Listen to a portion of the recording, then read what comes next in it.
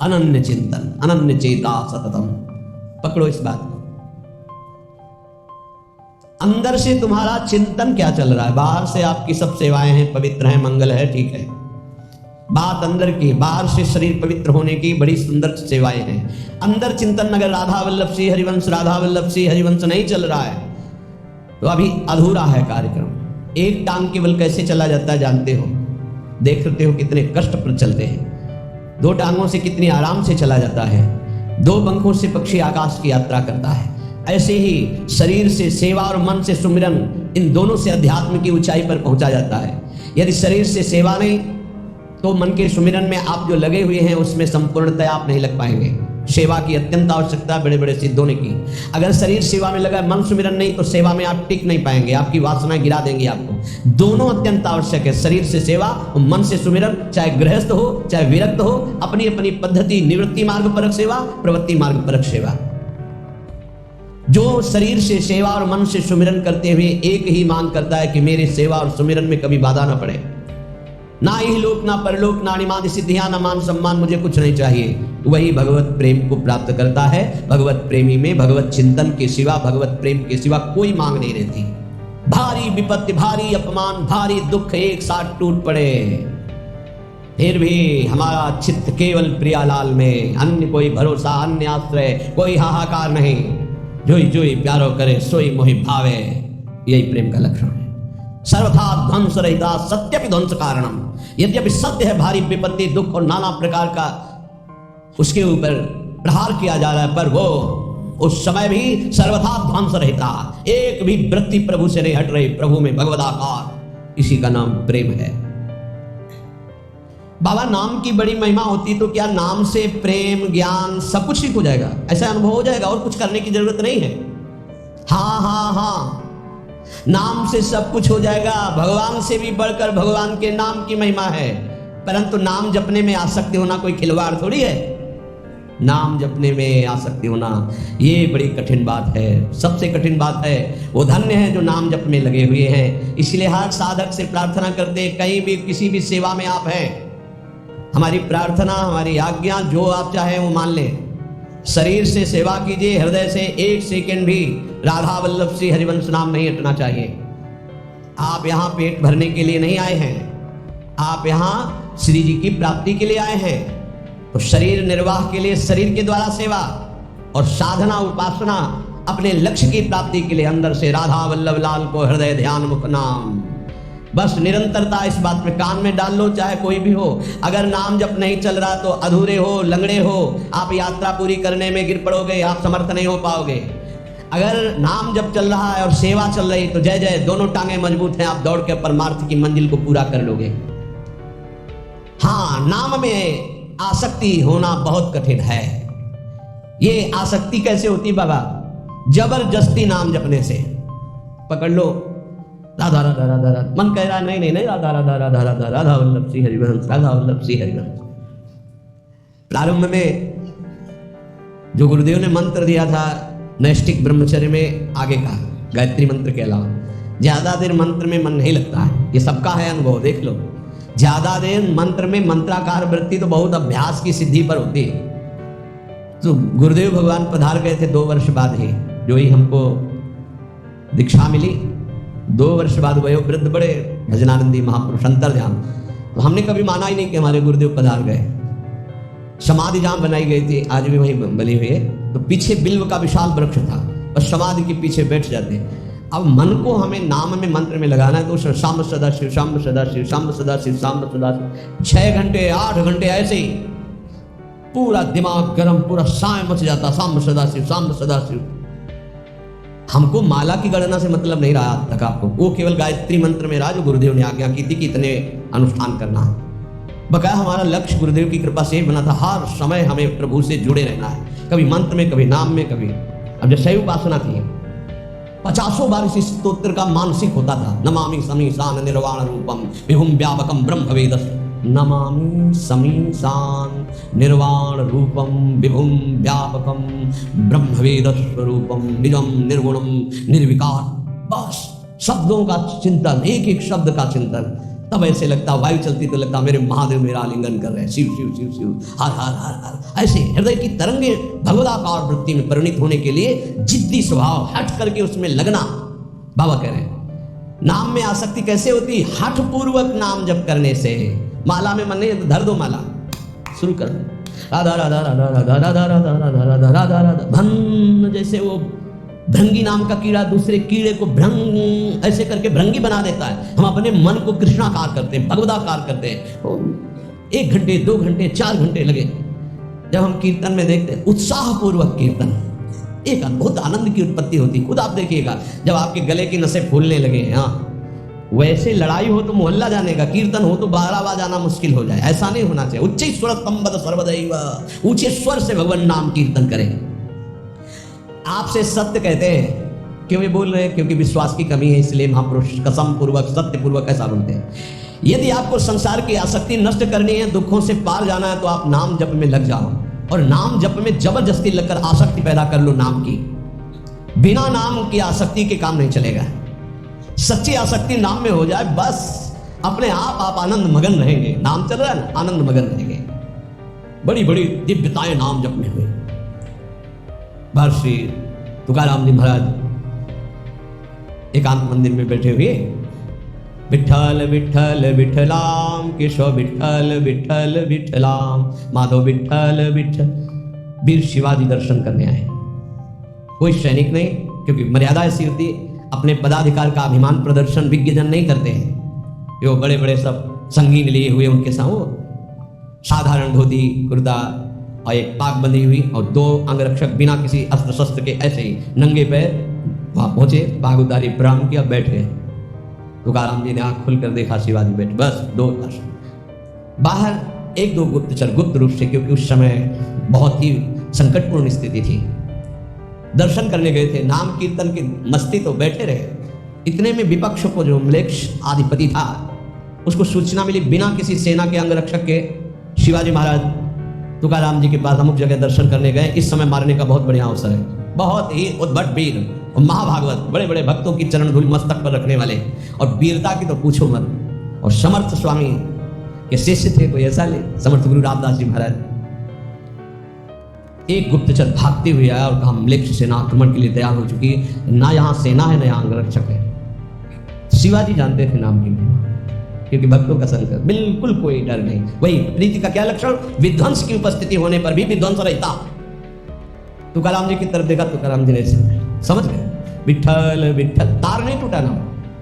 इतनी देर में घोड़ों की टाप गूंजने लगी, आसपास पूरा मंदिर म्लेच्छों की सेना ने कवर कर लिया और सेनाधिपति अंदर प्रवेश हुए, नंगी तलवार हाथ में लिए, केवल विठ्ठल विठ्ठल तुकाराम जी कर रहे, बस कोई नहीं। पूरा मंदिर खाली, सामने चौड़े पे बैठे हैं वीर शिवाजी और 2 अंगरक्षक, कोई नहीं दिख रहे। वहीं से आवाज लगाई कि हुजूर यहाँ तो कोई नहीं है, गलत सूचना मिली, छान मारो पूरा मंदिर। पूरा छान आ गया, कोई नहीं। बोले वापस चलो, फिर सूचना गलत रही, वापस चलना चलेंगे। तब बोले शिवाजी कि प्रभु ये क्या था?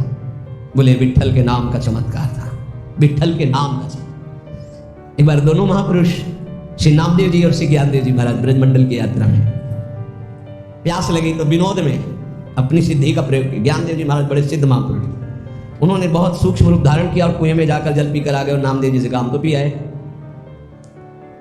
नामदेव जी से कहा आप, तो कहा आपके चरणों के प्रताप से पानी यहीं आ जाएगा। विठ्ठल विठ्ठल विठ्ठल विठ्ठल, जैसे नाम उच्चारण करे कुआं का पानी ऊपर बढ़ रहा है, सामने से कुआं के पानी की धार ऐसे बहने लगी। विठ्ठल विठ्ठल, आपको तो सूक्ष्म से साधारण करके जाना पड़ा। नाम के बल से कुएं का पानी, ये आश्चर्य की बातें नहीं है। नाम सर्वाश्चर्य में है। नाम बिल्कुल जिनको विश्वास होगा। ये जो आप देख रहे हैं, ये डायलिसिस शरीर को नहीं देख रहे हैं, ये राधा नाम का प्रताप देख रहे हैं। आपसे सच्ची कहता हूं, ये हमारी तपस्या नहीं, हमारी साधना नहीं है, ये हमारा शरीर नहीं है, ये हमारा कोई महत्व नहीं है, ये मेरी लाडली के राधा नाम का प्रताप है। जब तक सुनवाना चाहती है तो बैठे बैठे दहाड़ रहे हैं, और जिस दिन सुनवाना ना चाहेगी तो जैसे पुराना मकान ढह जाता है ऐसे ढह जाएगा। अर्जुन जी जब युद्ध समाप्त हुआ तो भगवान से कहा उतरिए प्रभु, क्योंकि पहले सारथी उतरता फिर रथी। तो भगवान ने कहा आज मैं पहले नहीं उतरूंगा, आज आपको उतरना पड़ेगा। तो उनका प्रभु आज तक का नियम रहा है, क्योंकि सखा भी है ना। इस पहले सारथी उतरे तो बोले अर्जुन पहले तुम उतरो, जो मैं आज्ञा कर रहा हूँ, इस समय मैं आज्ञा कर रहा हूँ। तो अर्जुन सीरियस समझ गए कि भगवान जो आज्ञा सब तुरंत उतर पड़े, और जे भी भगवान हटे तो पूरे रथ में आग लग गई।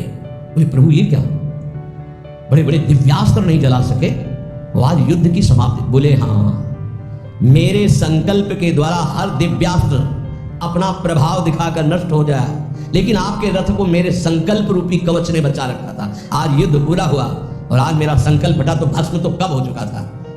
तो जिस शरीर को आप देख रहे हो ये नष्ट कब हो चुका था। इसमें केवल राधा नाम प्रताप है, वो कोई चमत्कार इससे केवल नहीं माना जाता कि ऐसा नहीं, अतुलित बल है, असीम आश्चर्यमय है राधा नाम। आपको जो राधा नाम सुनने को मिल रहा है, जपने को मिल रहा है, श्री कृष्ण की अपार कृपा से हो रहा है। आप समझिएगा, कुछ भी नहीं दुर्लभ, कर तुम अकर तुम अन्यथा कर तुम, सर्व समर्थ प्रभु को अधीन कर लेने वाला प्रभु का नाम है। इसलिए कह रहे जब नाम में सच्ची आसक्ति हो जाएगी तो आप फिर इसकी महिमा खुद देखेंगे। सर्वाश्चर्य में अपने बस की बात नहीं है, सच्ची मानिएगा। महाराज एक और संशय है कि जब साधारण पतिव्रता अपने पति का वियोग होने पर शरीर नष्ट कर देती है, तो फिर प्रेमी जनों को अपने आराध्य देव की अनुभूति ना होने पर वो शरीर क्यों नहीं छोड़ देते। साधारण प्रेमी शरीर छोड़ दे, फिर ये तो भगवत प्रेमी इनके शरीर क्यों बने रहते हैं, ये क्यों वियोग में शरीर क्यों नहीं नष्ट कर देते। जैसे गोपीजन बाबा का उत्तर, तो क्या इनका प्रीतम अनित्य समझे हो क्या। अनित्य एक देशी ही होता है, नित्य सर्वत्र विराजमान होता है। बहुत सुंदर उत्तर है। क्या इनके प्रीतम को अनित्य समझे हो क्या। प्रेमियों के प्रीतम अनित्य थोड़ी है, अनित्य मतलब नाशवान। नाशवान एक देशी होता है। सच्चिदानंद बपू हर कण में विराजमान रहता है, अपने में विराजमान, बाहर विराजमान, भीतर बाहर सब। बहिरंतस्य भूतानाम अचरम चरमेउच दूरस्थम चांतिके च तत्, वो दूर भी है, वो नजदीक भी है, वो बाहर भी है, वो भीतर भी है, अचर अचर में सर्वत्र। बहिरंतस्य भूतानाम अचरम चरमेउच सूक्ष्म तद्विज्ञेयम दूरस्थम चांतिके च तत्, वो सूक्ष्म है, वो बड़ा महान, अणुअणियान महतो महियान, दूर से दूर, नजदीक से नजदीक, बाहर से बाहर, भीतर से भीतर, जहां तुम अनुभव करना चाहो तुम्हारा प्रीतम तुम्हारे साथ है। उनके वियोग में शरीर त्यागते हैं वो जो प्रेम में कमजोर होते हैं। गोपिका समर्थ प्रेमी है, वो अपने इष्ट के इशारे को समझती है, इसीलिए वो शरीर रखकर उनके प्रेम में विकल रहती है। फिर आप समझो, एक श्री कृष्ण मथुरा में बैठे थे, एक हर गोपी के पास श्री कृष्ण थे। उद्धव जी ने अनुभव किया, हर गोपी के पास श्री कृष्ण, बाहर से भी योग दिखाई दे रहा है, लेकिन हर गोपी को श्री कृष्ण के सानिध्य का अनुभव हो रहा है। कैसे उनका शरीर छूटे, कोई उनके प्रीतम अनित्य है क्या। और प्रेमी वही होता है जो अपने प्यारे की इच्छा का अनुगमन करे, प्यारे जो चाहते हैं। प्रीतम की प्रसन्नता ही प्रेमी का जीवन होता है। प्रीतम की प्रसन्नता है, शरीर रखकर मेरे प्रेम में आह्लादित रहो, डूबी रहो, विरह में डूबो। तो गोपी जन प्रसन्नता पूर्वक दुष्टा विरहानल का आदर करते हुए स्वीकार किए हुए हैं। ऐसे महान प्रेमी जन प्रभु की इच्छा का अनुगमन करते हैं। बहुत शूरवीरता चाहिए इस मार्ग में, कायरों का ये मार्ग नहीं। जरा सा विपत्ति आई भाग पड़े, जरा सा विपत्ति आई अश्रद्धा हो गई भगवान पे, भगत नहीं। ये धंधे हैं, स्वार्थी है, वाणिज्य है, ये प्रेम नहीं है। कि हमें जरा सा विपत्ति अपमान हुआ, भगवान से अश्रद्धा हो गई, क्यों अपमान दिलाया, नहीं। अपने प्रीतम माना देह को, देह संबंधियों को, भोगों को, और भगवान को माना साधन। आप हमारा काम बना दीजिए। आप जरा सा विक्षेप पड़ा अपनी मनोकामना में, कोई भगवान नहीं, नास्तिकता आ गई। ये भक्ति है, ये प्रेम है, ये मोहब्बत है अपने प्रीतम प्रभु से। लौकिक मोहब्बत में प्राणों की बलि दे देते हैं। दो शरीरधारी परस्पर प्यार करते हैं, वास्तविक आसक्ति हो जाए तो उनके बिछुड़ना संभव नहीं। वो शरीर त्यागना संभव हो सकता है, लेकिन बिछुड़ना नहीं। आप सच्चिदानंद से प्यार करते हैं, आप सच्चिदानंद अनंत ब्रह्मांडों की प्रीतम से प्यार करते हैं, और आप थोड़ा अपमान नहीं सह सकते। ये प्रेम है? नहीं, नहीं, ये प्रेम नहीं। देशभक्तों ने वंदे मातरम कहकर फांसी का फंदा चूमा, और जैसे ब्याह का जयमाला डाला जाता है ऐसे पहन के झूम गए, वंदे मातरम, जय हिंद बोलकर फांसी के फंदे में लटक गए। तेरे को लटकाना क्या, मैं खुद लटक रहा हूं। अपनी मातृभूमि के लिए प्राणों का बलिदान हंसते हंसते दे दिया। जब देखा शत्रु बंदी बना देंगे तो चंद्रशेखर आजाद जी ने अपने को शूट कर दिया, आखिरी गोली अपने लिए रखी, इन दुष्टों के हाथ नहीं, जब तक जीवित रहूंगा इनका नाश करूंगा। देशभक्ति, ये काम, क्रोध, लोभ, मोह, मद मत्सर, अनुकूलता, प्रतिकूलता, निंदा, स्तुति, मान, अपमान, ये हमको गिरा दे और हम भगवान के दास हैं, समझ में नहीं आया। सर्वथा ध्वंस रहिता सत्यपि ध्वंस कारणे, सर्वथा उसके ऊपर सारी विपत्ति, नाना प्रकार की सुख सामग्री एक साथ टूट पड़े तो भी ध्वंस रहता। राधा राधा राधा राधा, शरीर नष्ट कर सकते हो, मुझे नहीं। नैनम छिन्नन्ति शस्त्राणि नैनम दाति पावका न चैनम क्लेदयन्त्यापो न शुष्यति मारुता। तुम वरुणास्त्र, वायुवास्त्र, अग्नेयास्त्र, इनसे भी नहीं छेद सकते हमें। शरीर का तो नाश होना ही है, इसको तो पहले ही छोड़ दिया है, कोई फर्क नहीं पड़ता। ये प्रवचन नहीं, जीवन। ये जो लोग बाहरी श्रृंगार करते हैं, आजकल लोग बड़ा अपना अमंगल कर रहे हैं, अलौकिक भाव को लौकिक में लेकर के। बाबा कह रहे हैं ये माधुर्य का उपहास उड़ाते हैं। क्या उपहास उड़ाते हैं? मुझ दाढ़ी बना के और ऐसे चिकना लगा करके, लाली लगा के, ऐसे चुनरी ओढ़ करके कि हम सखी हैं। मलमूत्र का भांड सखी है, मलमूत्र का भांड गोपी है। ये अरे आत्मस्वरूप से भावना होती है गोपी और सहचरी भाव की। ये लिपस्टिक और पाउडर से नहीं होती है। फालतू में अपने मन को विषयाकार बनाने के लिए इन रजोगुणी वस्तुओं का सेवन करके भ्रष्ट होने का निमंत्रण दिया जाता है।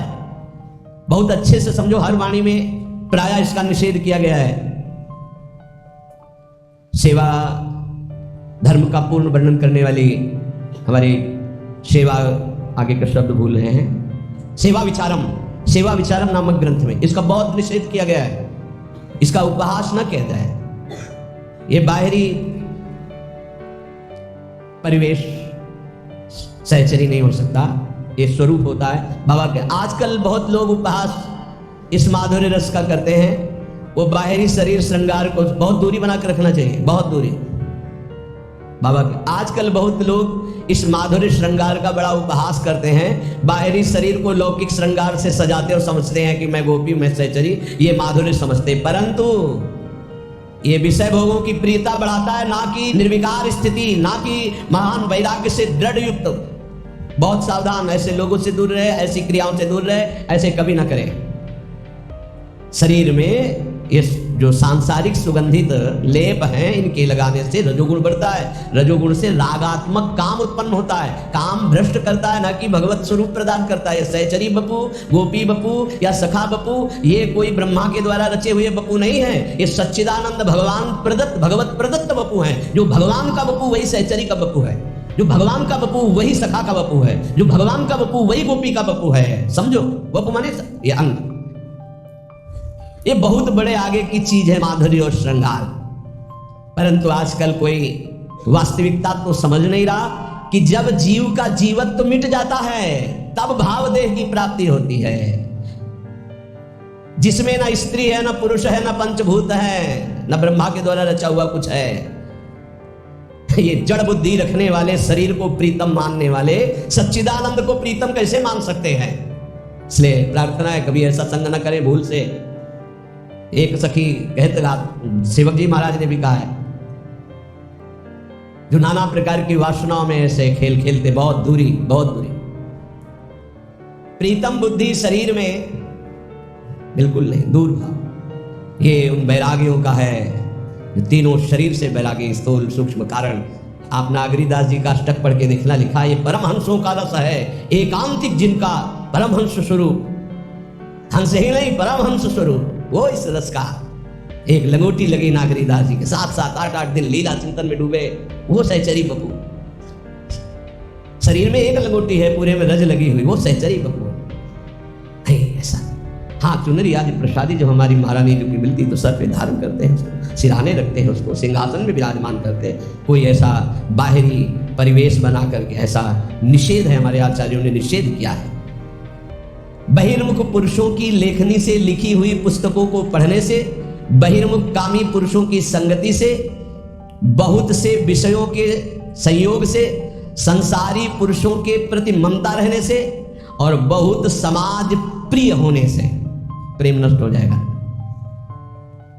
पहला, बहिर्मुख पुरुषों की संगति से, जो संसारी हैं, विषयी हैं, भोगी हैं, ऐसे पुरुषों के साथ आन पान सब नहीं खान पान तो कीजिए रसिक मंडली माए, जिनकी और उपासना तहाँ उचित ध्रुना है। मना करते हैं ऐसे पुरुषों का संग, बहिर्मुख पुरुषों का संग, ऐसे जो बिल्कुल भगवत अनुराग से रहित है, कदापि किसी भी तरह इनका संग न किया जाए, नहीं तो पतन निश्चित है आपका। दूसरा, बहिर्मुख पुरुषों की बनाई हुई पुस्तकों को पढ़ने से एक महत जनायत थे, बोले ये कुछ अनुभव है, पढ़ लीजिएगा ग्रंथ में। तो उनसे प्रार्थना की कि आपके आदर के लिए ले सकते हैं और रख सकते हैं, लेकिन स्वाध्याय नहीं कर सकते। स्पष्ट क्यों? अब हमें जरूरत नहीं स्वाध्याय की, हमारे गुरुदेव ने जो दे दिया है उसी से हमारे को समय नहीं है, तो हम और कुछ जानना नहीं चाहिए। जैसे कि हमको बिहारी जो जाना, हमें पता है हमारा रास्ता ये है। अब हम छठी कला से आगरा का रास्ता, दिल्ली का रास्ता, इधर का रास्ता, उधर का रास्ता, इनके किलोमीटर गिन के समय बर्बाद करने का हमारे पास समय नहीं है। बोले आप किसी को दे देना, हमका आपकी बहुत इच्छा रख दीजिए। स्पष्ट आप पढ़िएगा, हमारी अनुभूतियां, हमें आपकी अनुभूतियां नहीं, हमें अपने गुरुदेव की अनुभूतियों के अनुसार चलना है, अपने गुरुदेव प्रदत्त मंत्र और आराधना में तन्मय होना है। हमारे पास समय नहीं है आपकी लेखनी पढ़ने का। स्पष्ट ये हम इसलिए आपको कह रहे हैं कि आपको ये जीवन में उतारना है, कुछ भी मिला पढ़ने नहीं। बहिर्मुख पुरुषों के द्वारा बनाई हुई पुस्तकों को पढ़ने से प्रेम क्षीण हो जाता है। स्थिति प्रज्ञ महापुरुषों के वचन पढ़ने हैं, वो भी इष्ट मिले और मन मिले, मिले भजन रस रीति, तहा निसंग कोहे मिलिए तासों कीजिए प्रीति।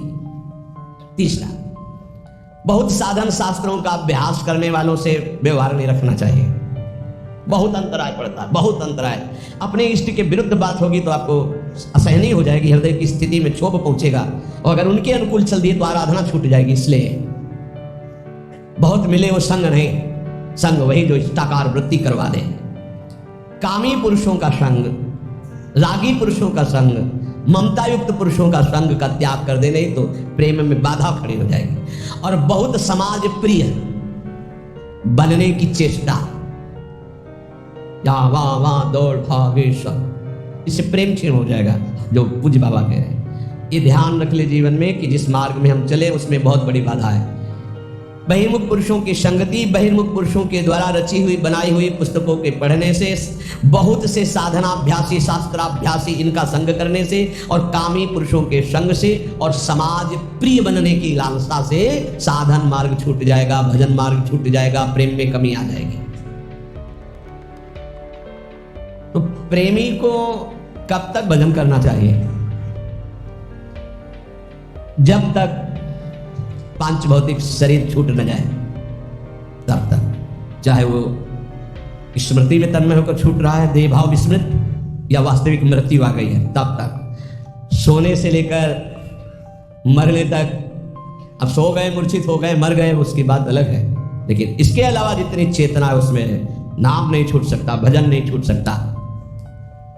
कारण कि विषयाशक्ति भजनानंदी में रहती नहीं, उसका भजन स्वाभाविक जैसे मशीन कर रही हो ऐसे हृदय में होता है। गाढ़ अनुराग से ध्येय का कभी विस्मरण होता नहीं, विषयों में अनुराग होता नहीं। कागज के घोड़े पर कौन सवारी करके यात्रा करना चाहेगा? जो बालक होगा, अज्ञानी होगा। ऐसे ही ब्रह्मा के रचे हुए सब कागज के घोड़े हैं, मायाकृत। प्रेमी जन इनका आदर नहीं करते, इसलिए उनका निरंतर भगवदाकार ध्यान सच्चिदानंद में रहता है। और ये ध्यान रहे कि जब तक शरीर का ध्यान है और जब तक शरीर जिंदा है तब तक भजन न छूटने पावे, नहीं तो माया का प्रवेश हो जाएगा। अंतिम श्वास तक निरंतर भजन तो प्रेमी अपने प्रेमास्पद प्रभु को प्राप्त कर लेता है। नियम ये कि जीते जी चाहे सिद्ध ही हो जाए तो उनका स्वाभाविक भजन होता है, और साधक का तो यही प्राण है भजन। अपने जीवन को भगवत चरणारविंद में अर्पित करके निरंतर नाम जप का ऐसा अभ्यास करो, कोई वस्तु व्यक्ति स्थान तुम्हारे नाम जप को छुटा ना पावे, भारी से भारी संपत्ति या विपत्ति भजन को रोक ना पावे, यही साधना है। आप लोग बड़े भाग्यशाली हैं जो पूर्ण संसार का त्याग करके श्रीधाम वृंदावन का आश्रय लेकर प्रिया प्रीतम की प्राप्ति के लिए। इसलिए दो प्रार्थनाएं, सेवा शरीर से निरंतर जो भी हो रही है वो प्रभु को अर्पित करते हुए, और अंदर से निरंतर भजन करते हुए। हमारा सोना निरंतर, हमारा शयन भी सेवा है, क्योंकि हम 4 घंटे 5 घंटे शयन करते हैं, इंद्रियां फिर स्वस्थ होती है, फिर सेवा में लगते हैं। हमारा शौच स्नान जाना भी सेवा के अंतर्गत ही है, क्योंकि शौच स्नान करके तिलक धारण करके हम फिर सेवा में उपस्थित होते हैं, वो भी एक सेवा का अंग है। हम निरंतर सेवा और सुमिरन में रहे, हमको और कोई सिद्धि नहीं चाहिए। इसी से सब लाभ प्राप्त हो जाएगा, सब अध्यात्म की भूमिकाएं जागृत हो जाएंगी। शेष चर्चा आगे। श्री